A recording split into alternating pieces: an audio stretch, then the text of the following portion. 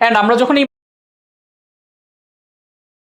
Marketing গুলো করবো, আগাবো, আমি সব ধরনের স্ট্র্যাটেজি, বাট কমন 5টা ফ্যাক্টর আমাদের সামনে, 5টা কোশ্চেন আমাদের সামনে আসবে, 5 common objection and how to overcome them.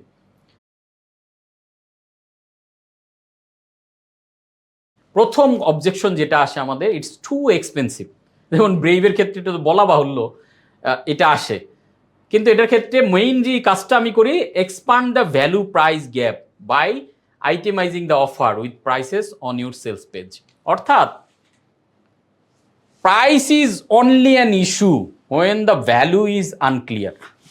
আমাদের এই প্রবলেমটা সবার আছে, আমাদের প্রত্যেকের মধ্যে। আমি জিজ্ঞেস করলে এক এক করে সবাই একটা কথা বলবেন যে স্যার, মানুষ বলে আমার প্রোডাক্ট দাম বেশি। এটা বাংলাদেশ না, সারা পৃথিবীর কমন কথা বলবেই। Price is only an issue when the value is unclear.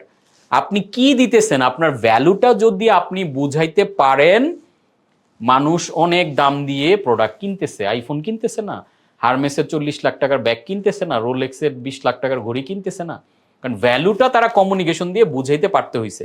So আপনার প্রোডাক্ট যদি আপনার কাস্টমার বলে যে দাম বেশি, তার মানে হচ্ছে আপনার কমিউনিকেশন দিয়ে ওই দামের ভ্যালুটা আপনি বুঝাইতে পারছেন না।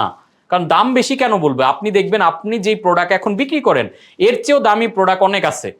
ধরেন আমি 3 লাখ টাকার ব্রেভ বিক্রি করতেছি, বাট পৃথিবীতে এমন, যেমন আমি একটা মাস্টার মাইন্ড গ্রুপের মেম্বার আছি, ওই মাস্টার মাইন্ড গ্রুপে মেম্বার হইতে গেলে আপনাকে 35 লাখ টাকা পেমেন্ট করা লাগে এক বছরে। তার মানে ওইখানে মাসে পেমেন্ট করা লাগে 3 লাখ টাকা। তার মানে এর চেয়ে হাই ভ্যালুর প্রোগ্রামও যখন আমি দেখছি আছে, তখন আমার কাছে মনে হয়েছে আচ্ছা 3 লাখ টাকা তো কিছুই না, তাহলে আমার ভ্যালুটা বুঝাইতে হবে, ভ্যালুটা বুঝাইতে পারলে আমারটাও বিক্রি হবে। সো আপনি যখন এখানে আটকে যাবেন যে আমার প্রোডাক্ট মানে দাম বেশি এই জন্য চলে না, তখন আপনি চিন্তা করবেন এইভাবে না, দাম কমানো না, আপনি চিন্তা করবেন আমি ভ্যালুটা কিভাবে ক্লিয়ার করতে পারি, এমন কি কন্টেন্ট বানাইতে পারি, কিভাবে জিনিসটাকে প্রেজেন্ট করলে তার কাছে জিনিসটা ভ্যালুয়েবল মনে হবে। আমি ওই ভ্যালুটা ব্রেইভে প্রেজেন্ট করতে পারছি বিদে মানুষ কিন্তু এই পেমেন্ট করে জিনিসটাতে জয়েন করে। নাম্বার 2 অবজেকশন যেটা, it won't work for me. আচ্ছা ব্রেইভে জয়েন করবে, এটা মনে হয় আমার জন্য কাজ করবে না। আপনার এই প্রোডাক্ট কিনবে, এটা কি আমার জন্য কাজ করবে ভাই? এই যে প্রশ্নটা, এটা কিন্তু প্রত্যেকের মনের ভিতরের প্রশ্ন। তাহলে এটা আপনি সলভ করবেন কিভাবে? ইনক্রিজ বিলিভেবিলিটি, রিজন টু বিলিভ থাকতে হবে, আরটিবি, অর্থাৎ সে যাতে আপনার কন্টেন্টটা, আপনার কমিউনিকেশনটা বিলিভ করে, রিজন টু বিলিভ, আরটিবি থাকবে। কিভাবে করবেন? এক্ষেত্রে সবচেয়ে পাওয়ারফুল যেটা, সেটা হলো social proof and case studies. আমাদের লং কোর্সে আপনারা জয়েন করার আগে আমাদের ইউটিউবে এখন অনেক ভিডিও, মানে আমাদের পার্টিসিপেন্টদের রেগুলার ভিডিও যায়। তো আপনারা যখন ভিডিওটা দেখছেন তখন চিন্তা করছেন আচ্ছা এই লোকটা নর্থ সাউথে পড়াশোনা করে, তার কোর্স করে এত প্রশংসা করতেছে, এই লোকটা অস্ট্রেলিয়া এম্বাসিতে কাজ করে সেখান থেকে প্রশংসা করতেছে, এত হাই প্রোফাইলের মানুষজন কোর্স করে ভ্যালু পাইছে, তার মানে আমিও করতে পারি। নিজের অজান্তে রিজন টু বিলিভটা কিন্তু আপনি পেয়ে গেছেন। এবং আমার যেহেতু ব্যক্তিগত বিজনেস আছে, আমার বিজনেসগুলো হয়তো আপনারা পেজ দেখতেছেন, ঘাটতেছেন, কন্টেন্ট দেখতেছেন, আমার প্রেজেন্টেশন দেখতেছেন, এই সবগুলো জিনিস মিলে কি হয়েছে, একটা রিজন টু বিলিভ পাইছেন যে উনি যে ক্লেমটা করতেছে, উনি যে এই প্রোডাক্টটা বলতেছে ভালো, এটার আসলে কোন কোন জায়গায় লজিক আছে। আপনারা লজিকগুলো খোঁজার চেষ্টা করেন। ওই লজিক্যাল জায়গাতে সবচেয়ে ভালো কাজ করে সোশ্যাল প্রুফ, যে আরো মানুষ দেখেন। আপনি বলছেন আপনার জন্য কাজ করবে না, আপনার চেয়ে দুর্বল মানুষ গ্রামে বসে ব্যবসা করতো, সেই মানুষ এখানে কাজ করছে। এই যে ব্রেইভে যেমন আমাদের সিরাজুল হক ভাই, তার বিজনেস বন্ধ হয়ে যাচ্ছিল, সেইখান থেকে ব্রেইভে জয়েন করে 3 মাস পরে এখন হাইয়েস্ট পিকে সে বলতেছে স্যার জানুয়ারিতে আমি একটা বিগ ইনভেস্টমেন্ট নেবো ইন্টারন্যাশনাল। তার ব্যবসা এখন 23টা দেশে ছড়ায় গেছে। This is the achievement. যখন আমি এই অ্যাচিভমেন্টটা তুলে ধরছি আরেকজনের কাছে, তখন আরেকজন সিদ্ধান্ত নিচ্ছে যে ইয়েস। ঠিক একইভাবে আপনি যে প্রোডাক্ট এবং সার্ভিস বিক্রি করছেন, এগুলোর social proof, case studies, review, testimonial, এগুলো কালেকশন করেন, এগুলো আপনার ওয়েবসাইটে প্রেজেন্ট করেন। যদি ভিডিও নিতে পারেন বেস্ট, না নিতে পারলেও অ্যাটলিস্ট রিটেন ফরম্যাটে আপনি ফেসবুক গ্রুপে হোক, আপনার পেজের মাধ্যমে হোক, তাদের রিভিউ নেন। রিভিউ দেওয়ার জন্য প্রয়োজনে গিভ অ্যাওয়ে দেন, তাদেরকে পুরস্কার দেন যে আপনি এই প্রোডাক্ট ইউজ করে কেমন লাগছে, এটা যদি রিভিউ দেন আপনি এই পুরস্কার পাবেন। এইভাবে আপনি ভালো ভালো ফিডব্যাকগুলোকে যদি একসাথে করেন, this is the best marketing টুল। কেন? কারণ মানুষের সবার মধ্যে এটা চিন্তা থাকে যে এই প্রোডাক্টটা কিনবো, এটা ভালো কিনা। আপনি তো আপনার প্রোডাক্ট ভালোই বলবেন, আমি তো আমার প্রোডাক্ট ভালোই বলবো, কিন্তু যখন আমার অডিয়েন্স বলতেছে, আমার স্টুডেন্টরা বলতেছে, আমার কাস্টমার আমার সম্বন্ধে ভালো বলতেছে, তখন কিন্তু কাস্টমার ওইটা বেশি বিলিভ করে। আপনি তো ভালো বলবেনই, কিন্তু আপনার প্রোডাক্ট নিয়ে আপনার কাস্টমার ভালো বলতেছে কিনা, ওইটাকে যদি আপনি প্রচার করেন অন্যান্য কাস্টমাররা ওইটা থেকে বেশি বিলিভ করবে। এজন্য আপনার এটা একটা স্ট্র্যাটেজি হওয়া উচিত যে আমি কত বেশি রিভিউ আমার যে এক্সিস্টিং কাস্টমার আছে তাদের থেকে কালেকশন করতে পারি। Number 3, I don't trust you. এটা কমন, আপনি যখন একটা প্রোডাক্ট বিক্রি করতে যাবেন মানুষের, এটা আমার ক্ষেত্রেও সত্য। এই ট্রাস্ট ইস্যুটা সলভ করার জন্য কি ওই যে ফানেলের স্টেজগুলো দেখাইলাম আমরা, showcase authority and transparency by telling the story behind the product. এক্ষেত্রে ফানেল যেমন একটা হেল্প করে, পাশাপাশি হেল্প করে আপনার যদি ফিজিক্যাল গুডস হয় তখন আপনি উৎপাদনের প্রসেস দেখাইতে পারেন, আপনি কালেকশন প্রক্রিয়া দেখাইতে পারেন যে কিভাবে আপনি প্রোডাক্ট ম্যানুফ্যাকচারিং ইউনিটগুলো দেখাইতে পারেন ভিডিওর মাধ্যমে, লাইভের মাধ্যমে, যে দেখেন আমার প্রোডাক্ট যে আপনারা কিনতে চাচ্ছেন, আমাদের প্রোডাক্টগুলো এইভাবে আমরা উৎপাদন করি, আমাদের প্রোডাক্টগুলো এইভাবে আমরা সোর্সিং করি, আমাদের এটা এইভাবে প্যাকিং করা হয়, আমাদের বিএসটিআই অ্যাপ্রুভ আছে, আমাদের আইএসও সার্টিফাইড আছে। এই সবগুলো জিনিস কি করে? ট্রাস্টকে গ্রো করে। This is call authority. আপনার এইগুলো দেখার কারণে তার মধ্যে সিদ্ধান্ত নিতে সহজ হয়, আচ্ছা এতগুলো জিনিস যেহেতু আছে তাহলে বিশ্বাস করা যায়, অর্ডার করা যায়। That is the process. Number 4, I don't need it. কেউ হয়তো বলতে পারে যে না এটা আমার দরকার নাই, কিন্তু এই দরকার নাই কখন বলে? যখন সে বোঝে না এই বিজনেস কোর্স, ভাই বুঝছি ব্যবসা মোটিভেশনাল স্পিচ দিবে, আমার দরকার নাই। এটা কখন বলে? সে যখন তার প্রবলেমটা অ্যাওয়্যার না, তখন আপনি কি করবেন? তার প্রবলেমটাকে, ওই যে বলছিলাম, এজিটেট করবেন, তাকে যে কাটা ঘায়ে নুমে তার প্রবলেমটাকে আরো স্পষ্ট করে তার সামনে তুলে ধরবেন। অ্যান্ড প্রবলেম তুলে ধরে তাকে কি করবেন? Clearly articulate how your solution can help overcome your customer specific pain point. কাস্টমারের স্পেসিফিক প্রবলেমটাকে সলভ আপনার প্রোডাক্ট কিভাবে করতে পারে এটার বিভিন্ন রিজন আপনি তার সামনে তুলে ধরাবেন, তার প্রবলেমটাকে সামনে আনবেন যে দেখেন আপনার তো এই প্রবলেম, এটার সলিউশন এটা, এই প্রবলেমের জন্য এখন এইখানে আছেন, আমার এই সলিউশন আপনাকে ট্রান্সফর্ম করে এইখানে নিয়ে আসতে পারে। তখন সে আস্তে আস্তে বিলিভ করা শুরু করবে অ্যান্ড অর্ডার করবে। Number 5, I have tried this before and it didn't work. যদি কাস্টমার ফিডব্যাক এটা আসে যে আপনি প্রোডাক্ট উপরে 4টা স্টেজ সাকসেসফুল, কাস্টমার প্রোডাক্ট আপনার কাছ থেকে কিনলো, কিনার পরে যদি ফিডব্যাক নেগেটিভ পান, কিনার পরে যদি দেখেন তারা হ্যাপি না, এবং বেশি পরিমাণে কাস্টমার, কিছু কাস্টমার আনহ্যাপি থাকবেই। আপনি ধরেন নিজের ওই যে বলে না কলিজা কেটেও যদি আপনি খাইয়ে দেন তারপরে কিছু কাস্টমার ওইখানে দোষ ধরবে, এটা ট্রু। এটা আমরাও চেষ্টা করি সর্বোচ্চ, তারপরে হয়তো কিছু মানুষকে আমরা হ্যাপি করতে পারবো না। কিন্তু যদি এমন দেখা যায় যে আমার ম্যাক্সিমাম কাস্টমার এই সেম টাইপের অভিযোগ বারবার করতেছে, তার মানে সামথিং রং। তার মানে তখন আপনার কি হবে? Analyse the feedback. তারা যে ফিডব্যাকগুলো দিল, কাস্টমার যে অভিযোগগুলো করলো, কারণ আপনার মোস্ট আনহ্যাপি কাস্টমার, ওই যে বলছে না একটা বিল গেটস, যে আপনার সবচেয়ে আনহ্যাপি কাস্টমার আপনাকে সবচেয়ে বেস্ট লার্নিংটা দিতে পারে। এখন উনি যখন এই প্রবলেমগুলো বললো, অনেকে ইগনোর করে যায়, আরে উনি বলবো আর ব্যস্ত থাক না, ওনার এই প্রবলেমটা ধরে দেখেন, ওই ফিডব্যাকটাকে আপনি অ্যানালাইজ করেন যে ইয়েস তার এই ফিডব্যাক থেকে আমি কি ডেভেলপ করতে পারি, ডেভেলপ অ্যাকর্ডিংলি।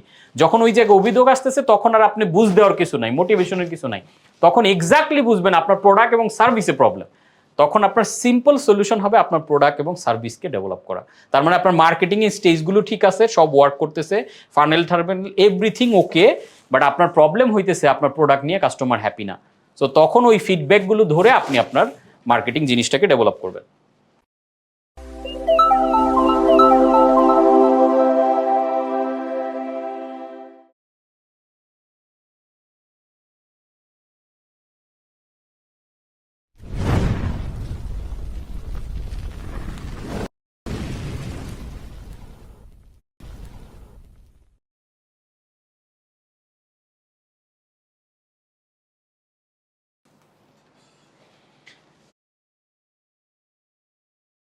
এবার আসেন আমরা খুবই পাওয়ারফুল একটা লেসনে ঢুকবো, the 10 immutable law of marketing.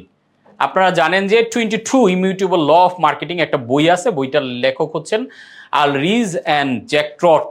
খুবই পাওয়ারফুল একটা বই, আমার সাজেশন থাকবে বইটা আপনারা কিনে পড়েন। ওই বই থেকে আমি বাছাই করে এই 22টা ল থেকে 10টা লকে আমি নিয়ে এসেছি, কারণ বই পড়লে বইয়ের এক্সাম্পলগুলো ম্যাক্সিমাম ক্ষেত্রে ইন্টারন্যাশনাল থাকে, অনেক কিছু আমরা রেলিভেন্সি খুঁজে পাই না, এই কারণে আমি এইটাকে জাস্ট আলোচনা এনেছি, কারণ মার্কেটিংয়ের জন্য এটা খুবই বোঝাটা ইম্পর্টেন্ট।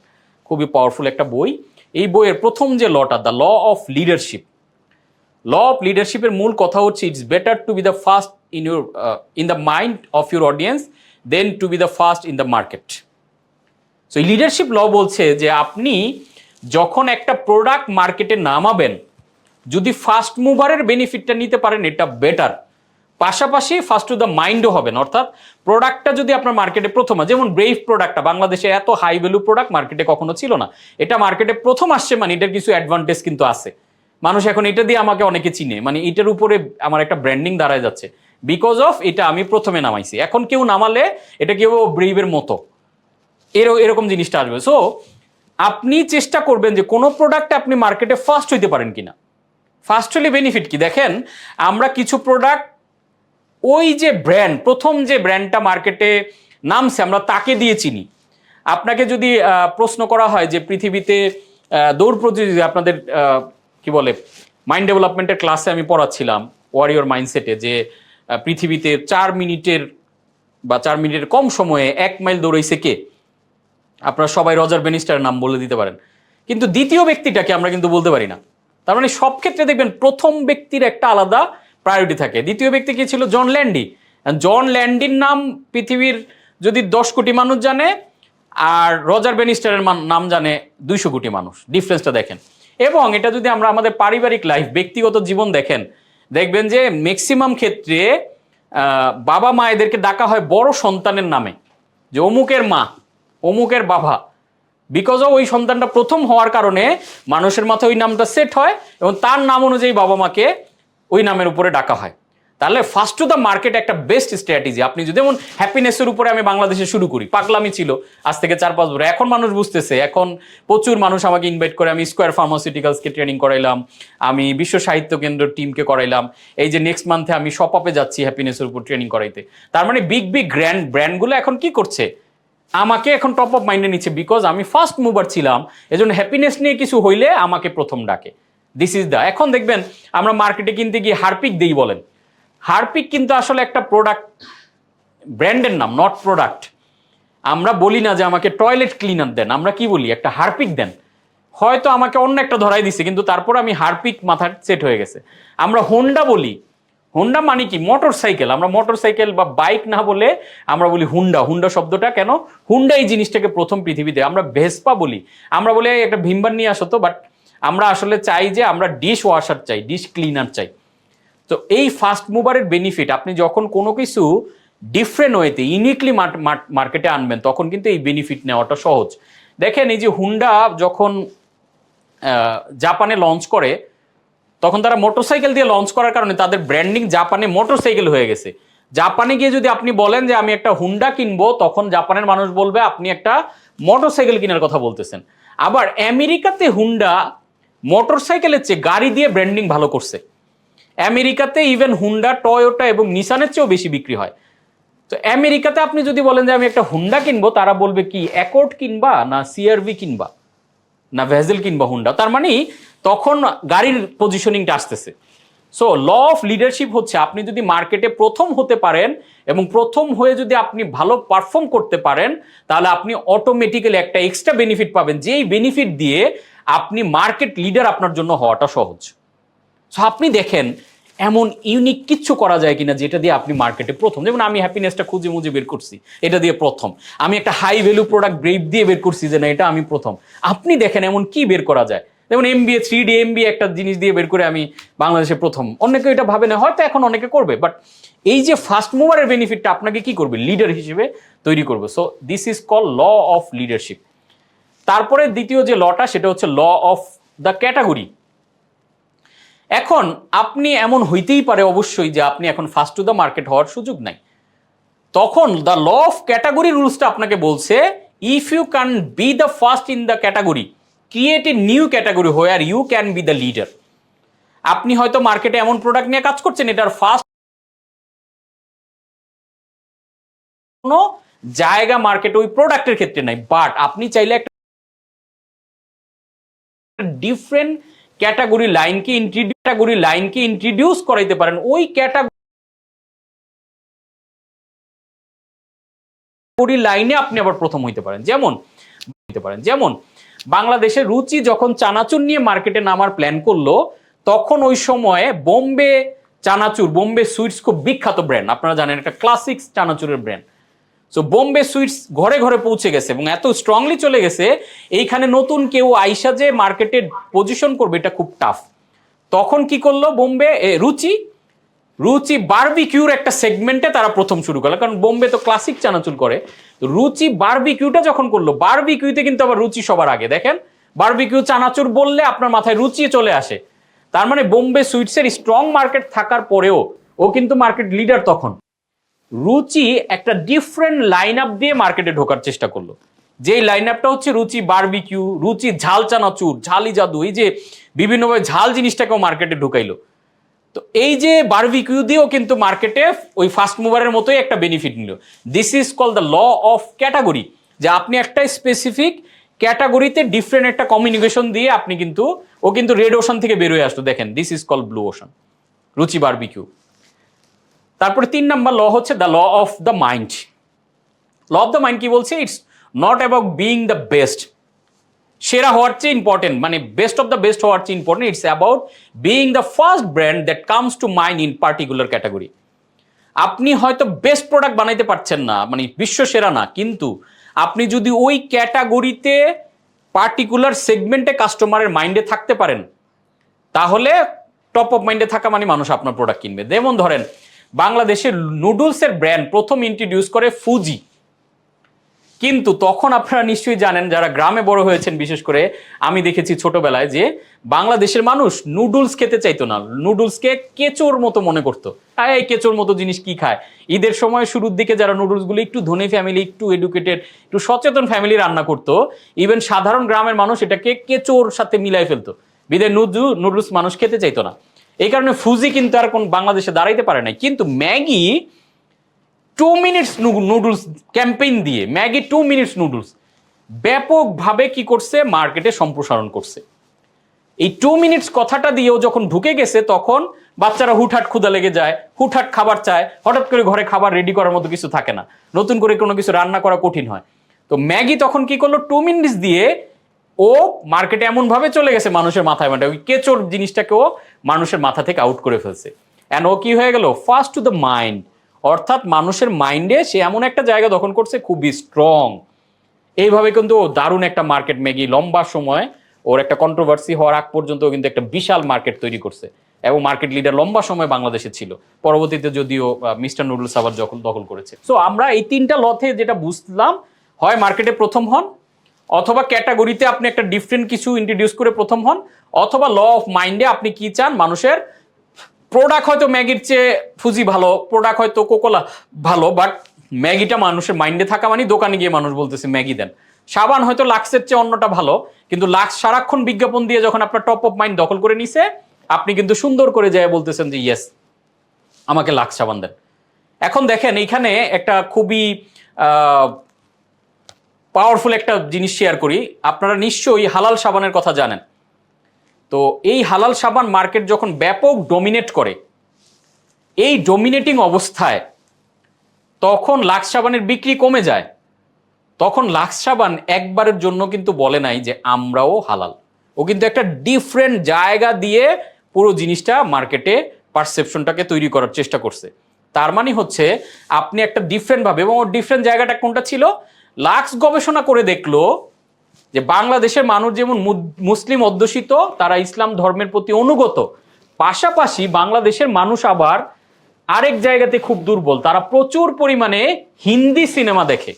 খেয়াল করে দেখেন, এটা 2000 আগে পরের দিকের ঘটনাগুলো আপনি মিলান, প্রচুর পরিমাণে হিন্দি সিরিয়াল দেখে। তখন লাক্স চিন্তা করলো আমি হালালের কনসেপ্টে যাব না, আমি ডিফারেন্ট একটা রুটে যাব। এই রুটটা কি হবে? ও হিন্দি সিনেমার যে নায়িকাগুলো তখন সুপারস্টারগুলা, কারিনা, কারিশমা, ঐশ্বরিয়া, দীপিকা, ক্যাটরিনা, এদেরকে সামনে নিয়ে আসলো। দেখেন সম্পূর্ণ বিপরীত একটা জায়গা থেকে আনলো। এবং এইখানে এরকম একটা ল আমাদের কিন্তু আছে, the law of opposite related যেহেতু চলে আসলো, আমি এটা একটু শেয়ার করে ফেলি। দ্য ল অফ অপোজিট বলতেছে কি? If you are shooting for second place, your strategy determined by the leader. অর্থাৎ আপনার লিডার যা করছে হুবহু কপি করা মানে আপনি শেষ। কারণ আপনি যদি লিডারের মতো হন, তাহলে মানুষ বলবো লিডার তো আছেই, আবার তুমি কেন? এখন আপনি যদি গায়ক হয়ে বলেন যে আরে আমার ওই ফ্রেন্ডটা সেরকম গান গায়, ওর কণ্ঠ, ওর গায়কী পুরা তাহসানের মতো, যখন আপনি এটা বলবেন আমাকে, আমি তখন কি বলবো? যদি তাহসানের মতোই হয়, তাহলে তাহসানই তো আছে ভাই, ওরে আর কি দরকার?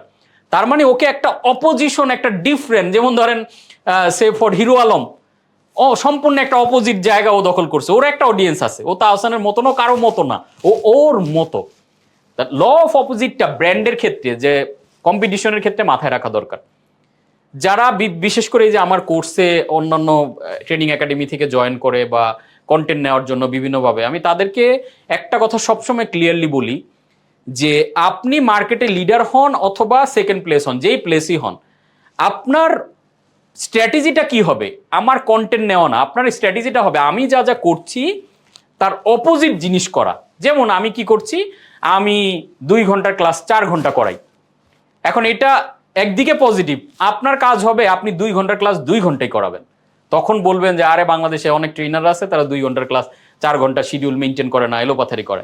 তাহলে কি হলো, আপনি পুরো অপোজিট জায়গায় একটা প্লেসমেন্ট নিজে রেডি করলেন।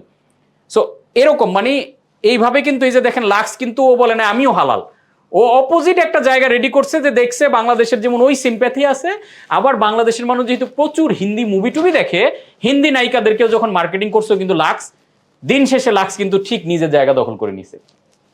এখানে বাংলাদেশে যদি এখন রাইভালরি দেখেন নগদ এবং বিকাশের, বিকাশ কি করছে, মার্কেট এক্সপান্ড করছে, মার্কেট নিজে তৈরি করছে। নগদ ওই মার্কেটে একটা ডিফারেন্ট জায়গা, ও পজিশনিংটা করতেছে কোন জায়গায়, কস্টিং এর জায়গায়, বিকাশের ওই দুর্বলতাটাকে হিট করছে। আবার দেখেন মার্কেটে গ্রামীণ ফোন খুবই স্ট্রং একটা জায়গাতে আছে। এয়ারটেল কি করছে, গ্রামীণ ফোন যেহেতু একটু কর্পোরেট বিহেভিয়ার করে, ওর ভাষা, ওর কমিউনিকেশন, ওর টার্গেট অডিয়েন্স যেহেতু কর্পোরেট রিলেটেড, এয়ারটেল সম্পূর্ণ উল্টা স্ট্র্যাটেজিতে হাসতেছে। ওর স্ট্র্যাটেজি হচ্ছে যে আমি ইউথদের নিয়ে কাজ করব, এয়ারটেল বাজ ক্রিয়েট করব। ও বলতেছে এটা বন্ধুত্বের নেটওয়ার্ক, ও বলতেছে এটা হচ্ছে গ্রামীণ ফোনকে খোঁচা দিয়ে বলতেছে এটা চাচ্চুদের নেটওয়ার্ক। তার মানে ডিফারেন্ট একটা পজিশন দাঁড় করানো। সো আপনি যখন দেখবেন যে মার্কেটে কম্পিটিশন, তখন আপনার কাজ হবে যে মার্কেটে আরেকজন যেটা ভালো করতেছে সে কি করতেছে তার উল্টা একটা জায়গা আপনার তৈরি করা। তখন আপনি অটোমেটিক্যালি একটা মার্কেট কিন্তু সুন্দর করে তৈরি করে ফেলতে পারবেন। সো এই লগুলো খুবই ইন ডেপথ আলোচনার মতো, তারপর আমি চেষ্টা করছি অল্প মানে সময়ের মধ্যে জিনিসটা কভার করার জন্য। তারপরে ল অফ পারসেপশন।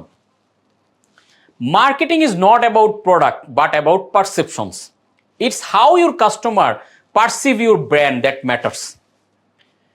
আমরা আসলে প্রোডাক্ট কিনি না, আমরা কিনি পারসেপশন। ওই প্রোডাক্ট সম্বন্ধে আমার যে থিঙ্কিং, তার উপরে ভিত্তি করে আমরা প্রোডাক্ট কেনার ডিসিশন নেই। আমরা কিন্তু ট্রুলি স্পিকিং প্রোডাক্ট কিনি না। আপনি আড়ংয়ের কথাই যদি চিন্তা করে দেখেন, আড়ংয়ের প্রোডাক্টগুলো গ্রামের সাধারণ আর্টিজানরা বানাচ্ছে, সাধারণ মানুষ বানাচ্ছে। তো এই আড়ংয়ের প্রোডাক্টটি ওই সাধারণ মানুষ যদি মার্কেটে বিক্রি করতে যায়, তাদের থেকে কেউ কিনবে না। তো ওই গ্রামগঞ্জে থেকে এনে প্রোডাক্টগুলোকে আড়ং কি করছে, একটা ব্র্যান্ড বানাইছে, যেই ব্র্যান্ডটা আমাদের মাথায় একটা গুড পারসেপশন ক্রিয়েট করেছে। ওই পারসেপশনের কারণে আমি আড়ং থেকে 10,000 টাকা দিয়ে একটা পাঞ্জাবি কিনে আমি গুড ফিল করি। আমি যে আড়ংয়ের 10,000 টাকা পাঞ্জাবি পরে ঘুরতেছি, এটা আমার আশেপাশে 10 জন মানুষ, 500 জন মানুষও দেখলে এটা বুঝবে না, কিন্তু আমি বুঝতেছি, দ্যাট ইজ মাই পারসেপশন। এই যে পারসেপশনটা আড়ং ক্রিয়েট করলো, এই ক্রিয়েটের কারণে কিন্তু আড়ং সাধারণ পাঞ্জাবির চেয়ে, সাধারণ শাড়ির চেয়ে, সাধারণ পোশাকের চেয়ে বেশি দামে প্রোডাক্ট বিক্রি করে। That's call the perception. So আপনি যেই প্রোডাক্টটা বিক্রি করছেন, এইটার কিরকম পারসেপশন আপনি মানুষের মাইন্ডে ক্রিয়েট করতে পারছেন, দ্যাটস ভেরি ইম্পর্টেন্ট। কারণ এই পারসেপশনের উপর বেস করেই মূলত মানুষ আপনার প্রোডাক্ট কেনার জন্য ডিসিশন নেবে। অ্যান্ড 5 নম্বর ল যেটা, the law of exclusivity. Exclusivity কি? 2 companies cannot own the same word in the prospect's mind. খুবই পাওয়ারফুল লেসনটা খেয়াল করবেন। 2 companies অথবা 2 brand cannot own the same word in prospect's mind. You must be exclusive in your positioning. 2টা company কখনো একটা word দিয়ে customer মাইন্ডে position করতে পারে না। কাজেই এই ল অফ এক্সক্লুসিভিটি অনুযায়ী আপনি যখন আপনার ব্র্যান্ড দাঁড় করাবেন, আরেকজন যদি তার প্রোডাক্টকে সেরা বলে, আপনি গিয়ে আর সেরা বলবেন না, কারণ অলরেডি সেরার ওয়ার্ডটা সে ওন করে ফেলছে। যেমন আমি হ্যাপিনেস নিয়ে কথা বলি, এখন আপনি যদি আমার মতো এরকম ট্রেনিং এর ব্র্যান্ড বানান, তাহলে আপনার কাজ হবে হ্যাপিনেস ওয়ার্ডটাকে অ্যাভয়েড করে ইটসেলফ, যদি হ্যাপিনেস নিয়েও আপনি কাজ করেন, হয়তো এটার পরিবর্তে ওয়েলনেস অথবা পিস অথবা মেন্টাল পিস, এই টাইপের ওয়ার্ডিং করা। কারণ এটার উপরে অলরেডি একটা পারসেপশন, এক্সক্লুসিভিটি আমি তৈরি করেছি। যখন আপনি বলবেন, মানুষের আমার কথা রিকল হবে। দেখেন অ্যারোমেটিকের ওই হালাল সাবানের সময় যদি লাক্সো বলতো আমিও হালাল, তাহলে অ্যারোমেটিকটা রিকল হইতো। এবং এটার একটা পারফেক্ট এক্সাম্পল হচ্ছে Sandalina and Lux sandalwood soap. Sandalina লম্বা সময় ধরে মার্কেটে এই যে চন্দনের যে সাবান এই সেগমেন্টটাতে অনেক ভালো করছিল।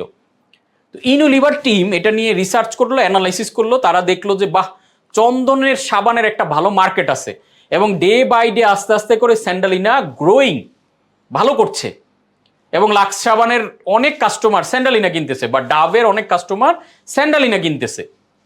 তখন ইউনিলিভার টিম তারা একটা প্ল্যান করলো যে আমরাও একটা কাজ করি, আমরা একটা স্যান্ডাল স্যুপ নামাই ফেলি, স্যান্ডাল সোপ। এই স্যান্ডাল সোপ নামাইলে তাহলে স্যান্ডালিনার কাস্টমারগুলোকে আমরা পেয়ে যাব, তাহলে আমার লাক্স আর ডাব নিরাপদ রইল, আমি স্যান্ডালউডের সাথে স্যান্ডালিনা ফাইট করবে। কিন্তু এই জিনিসটা বুমেরাং হলো, এটা তাদের জন্য হিতে বিপরীত বয়ে আনলো। আলটিমেটলি লাক্স স্যান্ডালউড সাবান নামাইলো, মেহজাবিনকে ব্র্যান্ড অ্যাম্বাসেডর করলো, দারুণ দারুণ বিজ্ঞাপন বানাইলো। বানানোর পরে তারা নেট রেভিনিউ ম্যানেজমেন্ট, আপনাদের এটা নিয়ে ক্লাস আছে, আলাপ করব, নেট রেভিনিউ ম্যানেজমেন্ট হিসাব করে দেখলো যে ডাভ লাক্স আগে যা বিক্রি করতো, লাক্স স্যান্ডালউড নামানোর পরে ওভারঅল সেল ইউনিলিভারের সাবানের মার্কেট শেয়ার কমে গেল। ওরা অবাক, ঘটনা কি হইল?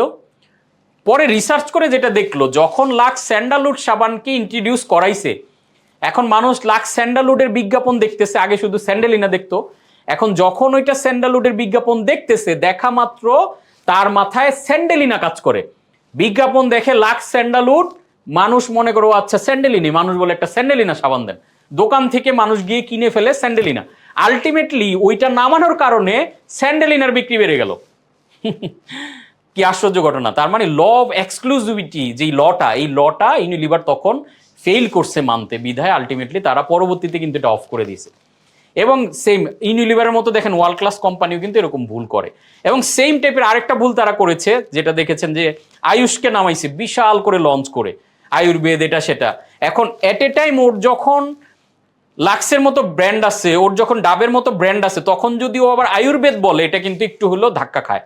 এবং আলটিমেটলি দেখলো যে ওই নেট রেভিনিউতে same problem. So law of এক্সক্লুসিভিটিটা আমরা একটু খেয়াল রাখবো, যে আমরা এমন কোন প্রতিযোগিতা, আজকে যদি বিগ ব্র্যান্ডগুলো ওয়ার্ল্ডের একসাথে আপনি নাম লিখেন এবং পাশাপাশি তাদের ইউএসপি এক্সক্লুসিভিটি দেখেন, প্রত্যেকটা দেখবেন আলাদা, কারোটার সাথে কারো মিল নাই। স্যামসাং এক কথা বলতেছে, আবার আইফোন আরেকভাবে কথা বলতেছে, আজকে নাইকি একভাবে বলতেছে, এডিডাস আরেক জায়গায় বলতেছে, কারোর সাথে কারোটা একই রকম না। কারণ যখন এটা একই রকম, মতো মানে আপনারটা ব্র্যান্ড না।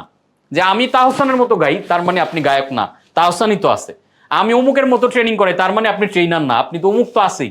সো এই জায়গাটা খেয়াল রাখতে হবে যে আপনি আপনার মতো হন, আপনার ব্র্যান্ড, আপনার প্রোডাক্ট আপনার মতো, সেটা কোয়ালিটি যেরকমই হোক, ওইটা তখন ইউনিক এক্সক্লুসিভ ওই জায়গাতে।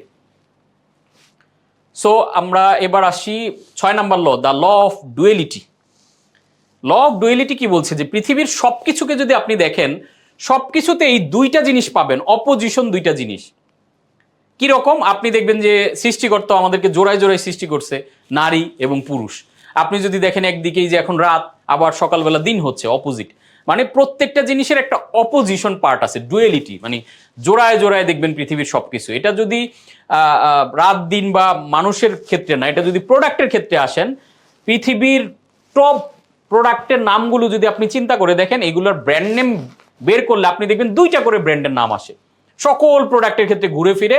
টপ 2টা, একটা হলো মার্কেট লিডার, একটা মার্কেট চ্যালেঞ্জার। বাংলাদেশে যদি মোবাইল ফিনান্সিয়াল সার্ভিস বলেন, বিকাশ, নগদ, এর পরের গুলো অনেক দূরত্বে আছে। আপনি যদি বাংলাদেশের রাজনৈতিক দল বলেন, বিএনপি, আওয়ামী লীগ, এর পরের গুলো অনেক দূরে আছে। এরকম দেখবেন যে প্রত্যেক জায়গায় আপনি মিলেলে অবাক লাগবে আপনার কাছে। এটাকে ওই লেখকদ্বয় বইয়ের নাম দিয়েছেন the law of duality. In free market system, every marketing opportunity has an equally strong opposition, অর্থাৎ কেউ এককভাবে রাজা না। আজকে আমেরিকা যান, রিপাবলিকান, ডেমোক্রেটিক, অপোজিটে দেখবেন যে সুন্দর করে জিনিসটা আছে।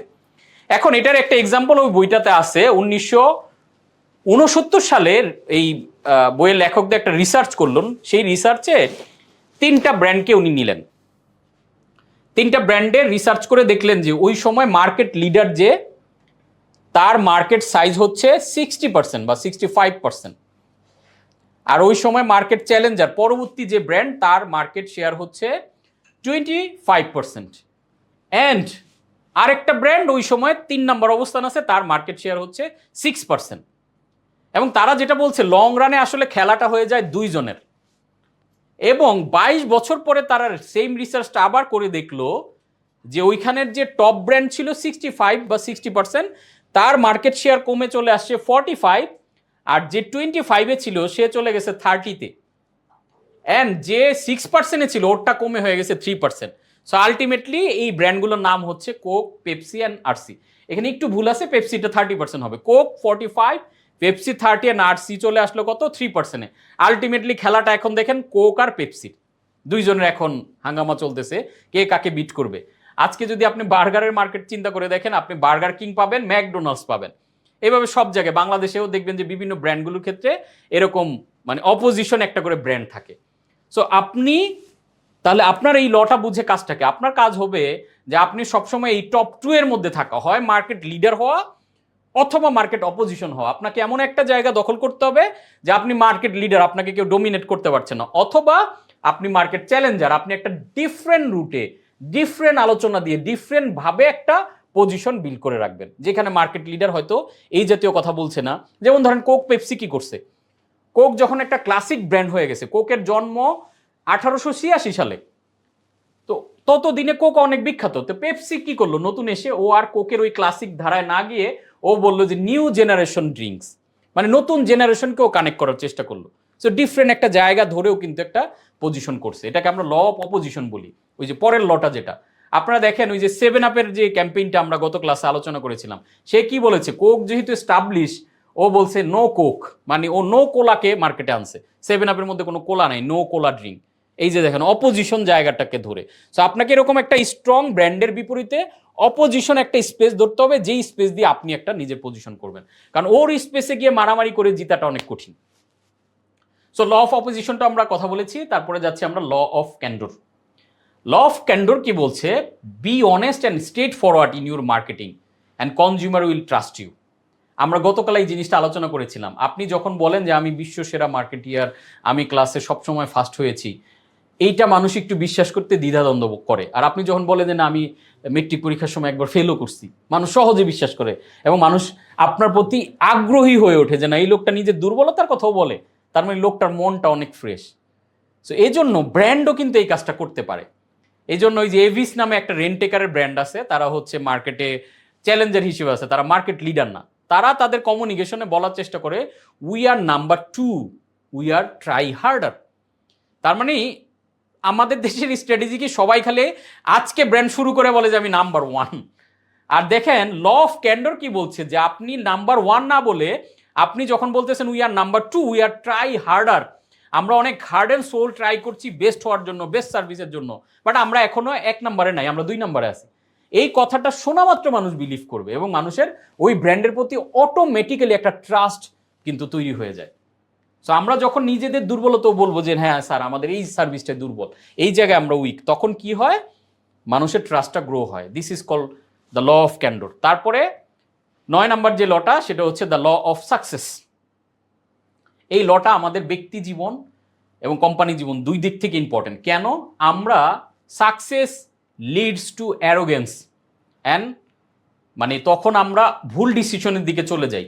Stay humble and continue to learn.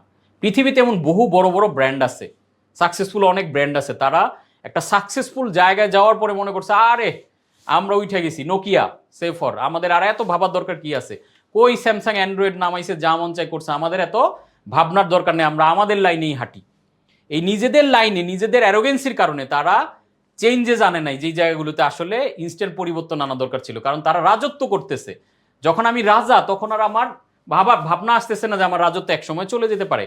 যে কোনো ব্র্যান্ডের রাজত্ব যে কোনো সময় চলে যেতে পারে, যদি না তারা কন্টিনিউ রেলিভেন্স থাকে, কন্টিনিউ নিজেদেরকে আপডেট করে। সো ল অফ সাকসেসে যেটা বলার চেষ্টা করছি, যে আমরা যখন ব্যক্তি জীবনেও অনেক সফল হয়ে যাব, আমরা অ্যারোগেন্স হব না, আমরা নিজেরা আরো হাম্বল হব, নিজেরা ওই যে বলে না যে গাছ যখন ফল বেশি হয় তখন গাছটা আরো নুয়ে পড়ে। সো কন্টিনিউ লার্নিংয়ে থাকা একটা ব্র্যান্ড অনেক সময় সাকসেসফুল। এই যে IBM এর মতো ব্র্যান্ড দেখেন, আজকে নোকিয়ার মতো ব্র্যান্ড এত বাজে অবস্থায় চলে গেছে বিকজ অফ অ্যারোগেন্স। তারা সাকসেসের এমন চূড়ায় অবস্থান করছিল, তারা কোনোদিন ভাবতেই পারে নাই we are too big to fail. তাদের মধ্যে চিন্তাটা ছিল যে আমরা এত বড়, আমরা কোনোদিন ফেইল করব না। এই যে we are too big to fail, এই চিন্তার কারণে তারা কিন্তু ফেল করছে। সো এইটা আপনি যত বড় ব্র্যান্ড হন, যত সাকসেস হন, টপ অফ মাইন্ডে ল অফ সাকসেসটা রাখবেন যে অ্যারোগেন্সির কারণে কোনো ভুল হচ্ছে কিনা। এই যে বড় বড় ব্র্যান্ডগুলো যখন বড় হয়ে যায়, সিইওরা তখন অ্যারোগেন্সিতে চলে এসে তারা নিজেদের মতো মার্কেটিং করে, প্ল্যান বলে আরে আমি মার্কেট লিডার, আমি যা করবো তাই হবে। তখন তারা নিচের মানুষজনের ফিডব্যাক নিতে চায় না, ভুল হয়। আবার আরেক দিক থেকেও হয়, অনেক সময় নিচের মানুষগুলো শুধু সিইওকে খুশি রাখে, হ্যাঁ স্যার আপনি ভালো করতেছেন, সেই স্যার আগায় যান। তার যে ভুল ত্রুটি হইতেছে তখন এই আশেপাশের মানুষগুলো যদি না বলে, ওই সাকসেসটা একসময় কিন্তু থাকে না। This is call law of success. And finally 10 number যে লটা আমরা আজকে শেয়ার করবো সেটা হচ্ছে the law of failure. Failure is to be expected and it's okay to make mistakes. The key is to learn from them. আমরা fail করব এবং বলা হয় failure is the pillar of success. সাথে এই লাইনটাও আমরা বলবো, don't make pillar after pillar. Failure আমরা যখনই কোনো স্টেপ নিব, কোনো প্ল্যান নিব, একটা প্রজেক্ট কাজ করবেন, আমরা ডিফারেন্ট। এজন্য ওই যে আমরা গত ক্লাসে বলছিলাম যে একবার না পারিলে দেখো শতবার, বাট শতবার কি একইভাবে না, শতবার দেখবো আমরা ভিন্ন ভিন্নভাবে। আমার মার্কেটিংয়ে আমি যেই ক্লাস করাইলাম, যে জিনিসগুলো আলোচনা করলাম, সে থেকে আপনি একটা সুন্দর প্ল্যান নিলেন, ড্রাইভ দিলেন, এটা কাজ করলো না, আপনি চেঞ্জ করে আবার আরেক দিকে করেন, এটা কাজ করলো না, আবার আরেক দিকে করেন, তখন দেখবেন যে একসময় আপনি সঠিক পাথওয়েটা খুঁজে পাচ্ছেন। সো ফেইলিওর আমাদের লাইফে আসবে, এটা থেকে যাতে আমরা ভেঙে না পড়ি, থেমে না যাই, এই ফেইলিওর থেকে লার্নিংটা নিয়ে নেক্সটে যাতে এটাকে কাজে লাগে। আজকে দেখেন KFC এত বড় ব্র্যান্ড হয়েছে, কর্নেল স্যান্ডার্স তার এত বছর বয়সে সে মুরগির এই রেসিপি নিয়ে বিভিন্ন রেস্টুরেন্টে দৌড়াদৌড়ি করছে, কেউ তার রেস্টুরেন্টের রেসিপি রিসিভ করতে রাজি হয় নাই। কিন্তু উনি কি করছে, এই ফেইলিওর থেকে যতবার রেসিপি নিয়ে রেস্টুরেন্টে গিয়েছে, যতবার ফেইলিওর আসছে, সে তার রেসিপিটাকে ডেভেলপ করছে। আবার একজন নো বলছে, সে এসে তার রেসিপি ডেভেলপ করছে। এইভাবে কন্টিনিউ এটাকে ডেভেলপ করতে করতে এমন একটা রেসিপি হয়েছে, এটা ওয়ার্ল্ড ক্লাস হয়ে গেছে। যার কারণে KFCর ওই যে ফিঙ্গার লিকিং গুড, তার মানে ওই KFCর চিকেন ফ্রাই আমরা যখন খাই, চেটে পুটে খাই, ওই টেস্টটা মানে আমার ফিঙ্গার লিকিং, মানে আঙুল সহ চুষে খেয়ে ফেলতে ইচ্ছা করে, এমন টেস্ট। এই টেস্টটা কিভাবে হয়েছে? ফেইলিওর থেকে। প্রত্যেকটা ফেইলিওর, যে না আমার এটা ভালো বলতেছে না, তার মানে ডেভেলপ করি। আজকে JK রাউলিং এর কথা বলেন, আজকে হ্যারি পটার এত বড় সিরিজ হয়েছে, সে কিন্তু অসংখ্য প্রকাশকের কাছে বই দিয়ে সাকসেসফুল হচ্ছিল না, কিন্তু ফাইনালি এটা একটা জায়গায় গিয়ে কিন্তু আলোর মুখ দেখছে। তার মানে আমরা ফেইলিওরকে এমব্রেস করব, অ্যান্ড এমব্রেস করে এই ফেইলিওর থেকে আমরা লার্নিংটা নিব। আই হোপ লগুলো ক্লিয়ার। এই 10টা লর বাইরে আরও 12টা ল আছে, বাট এটা মোস্ট ইম্পর্টেন্ট মনে হচ্ছে। এই লগুলো আমরা আমাদের বিজনেসে প্রয়োগ করলে আমাদের বিজনেস দারুণভাবে নেক্সট লেভেলে চলে যাবে।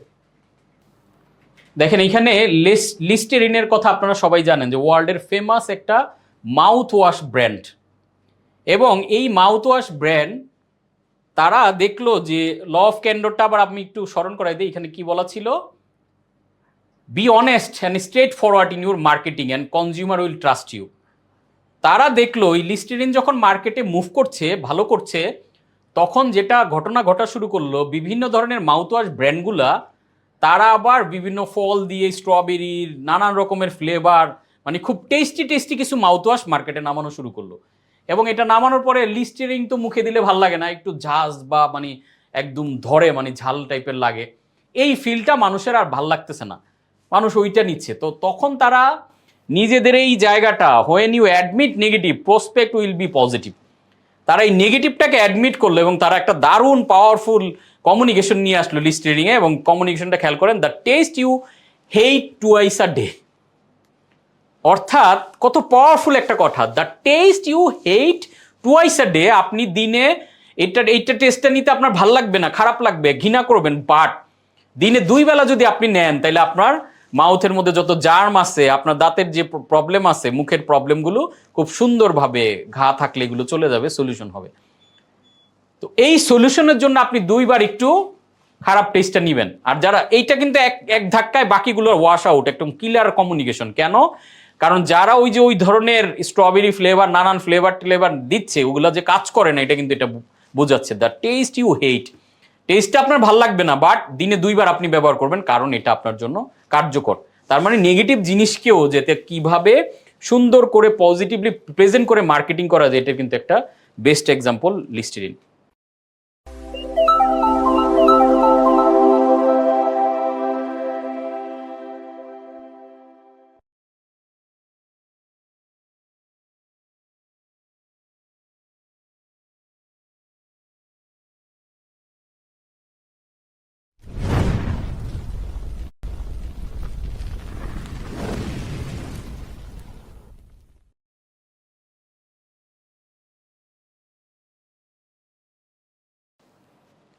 অ্যান্ড আমরা একদম শেষ দিকে চলে আসছি, তারপরে প্রশ্নোত্তরে চলে যাব।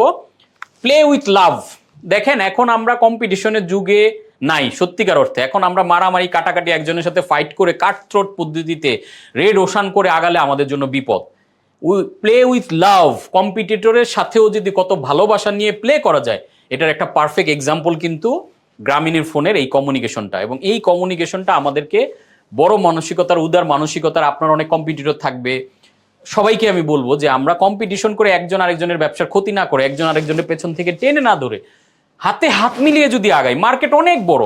আজকে ধরেন যারা বিজনেস নিয়ে ট্রেনিং করাতে চাচ্ছেন, ট্রেনিং ফিল্ডে বড় হতে চাচ্ছেন, বাংলাদেশে এসএমই উদ্যোক্তা আরো 5 বছর আগের হিসাব অনুযায়ী 80 লক্ষ, এখন মনে হয় কোটি ছাড়া গেছে। তার মানে এদের জন্য কাজ করার অনেক সুবিধা আছে। এক একজন এক এক জায়গা থেকে, কেউ চাকরির পাশাপাশি তাদেরকে সার্ভিস দিচ্ছেন, কেউ ফুল টাইম সার্ভিস দিচ্ছেন, কেউ বিজনেস করে করে দিচ্ছেন। আমি মনে করি সবাই যার যার জায়গা থেকে আমাদের দেশকে এগিয়ে নিতে, উদ্যোক্তাদের এগিয়ে নিতে হেল্প করতেছেন, প্রত্যেকে দারুণভাবে কাজ করতেছেন। এই কাজটা কি করতে হবে? হাতে হাত ধরে আগাইতে হবে। এখানে খেয়াল করে দেখেন যে কিছুদিন আগে আমরা দেখলাম যে গ্রামীণ ফোনের নেটওয়ার্ক জটিলতার কারণে কি হয়েছিল, তারা কাস্টমারদেরকে ওই সময় সার্ভিস দিতে পারছিল না, মানে অফ ছিল, কারণ ডিসকানেক্ট ছিল নেটওয়ার্ক থেকে।